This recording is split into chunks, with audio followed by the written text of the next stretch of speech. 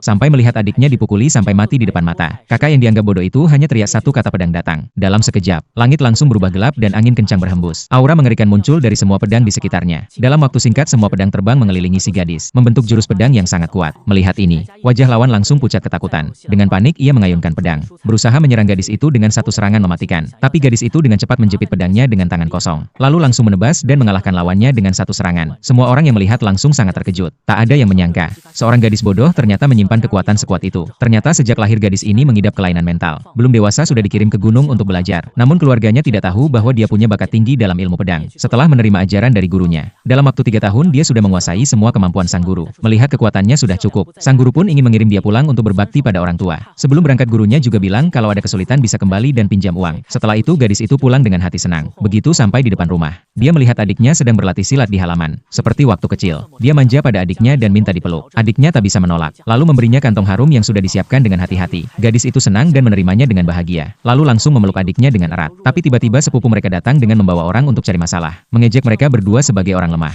Adiknya yang marah langsung melawan, tapi langsung kalah dalam sekejap. Melihat itu si kakak mulai memberi arahan pada adiknya, hanya dengan 1-2 petunjuk. Adiknya langsung berhasil membalikkan keadaan dan mengalahkan sepupunya. Sepupu itu pun malu dan marah. Saat keduanya membalikkan badan dia langsung menyerang diam-diam. Karena tidak siap mereka berdua pun terjatuh. Tepat saat itu, kepala keluarga datang. Tapi sepupu mereka malah memfitnah dan menuduh semua salah mereka berdua. Karena kepala keluarga memang menyukai sepupu itu. Dia langsung membawa mereka ke balai hukum keluarga. Dengan keyakinan penuh dia bilang, keluarga tempat mereka berasal sudah semakin lemah. Dengan dukungan orang-orang, kepala keluarga pun memaksa memakai hukum keluarga. Melihat adiknya kesakitan, si kakak tak tahan lagi. Dengan teriakan keras, kekuatan dalam tubuhnya akhirnya meledak. Dia langsung berkata tidak akan biarkan mereka menyakiti adiknya. Saat itu ayah mereka datang tepat waktu. Tapi kepala keluarga dan para tetua sudah bekerja sama menjebak mereka. Ayah mereka tahu bahwa berdebat dengan kepala keluarga tidak akan ada hasil. Lalu dia memutuskan membawa anak-anaknya pergi. Namun dihalangi oleh kepala keluarga, yang memaksa agar ayah gadis itu menyerahkan kitab pedang warisan leluhur. Kalau tidak mereka tidak boleh pergi hari itu juga. Tapi sang ayah langsung menolak. Melihat sikap keras kepala itu, kepala keluarga langsung mencabut pedang dan ingin menghukumnya. Namun berhasil dihentikan oleh sang ayah. Melihat suasana semakin memanas, kepala keluarga tiba-tiba usulkan cara damai, yaitu harus menang dalam pertandingan keluarga. Ayah si gadis langsung setuju. Hari pertandingan pun tiba. Di atas arena, pihak lawan mengirim jagoan muda terbaik mereka. Sementara dari pihak si gadis justru sepupu mereka yang sombong naik ke arena. Melihat dia begitu percaya diri, keluarga pun merasa bangga. Tapi begitu pertandingan dimulai dia langsung kalah. Mengetahui lawan begitu kuat, adik si gadis memutuskan maju sendiri. Namun tetap saja kalah. Sang ayah akhirnya turun tangan demi kehormatan keluarga. Tapi langsung dikalahkan dalam satu gerakan. Lawan bahkan berkata ini arena untuk anak muda. Lalu dengan dingin ia maju, memotong urat tangan ayah si gadis, dan merebut kitab pedang warisan dari pelukannya. Di depan semua orang dia menyatakan dirinya akan menjadi nomor 1 di dunia. Di bawah arena, melihat ayahnya dipermalukan dan kalah telak, sang kakak akhirnya tak bisa diam lagi, langsung melompat naik ke atas arena.